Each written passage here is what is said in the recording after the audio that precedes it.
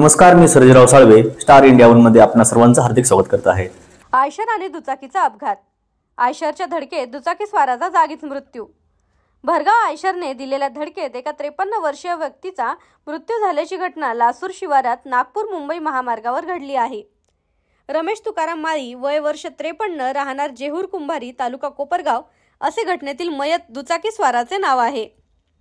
या घटनेबाबत पोलिसांकडून मिळालेल्या अधिक माहितीनुसार रमेश माळी हे आपल्या दुचाकी क्रमांक MH17CW 6545 ने नागपूर मुंबई राष्ट्रीय महामार्गावर 752I ने येत असताना भरगाव आयशर ट्रक क्रमांक MH20GC 3799 ने जोराची धडक दिली।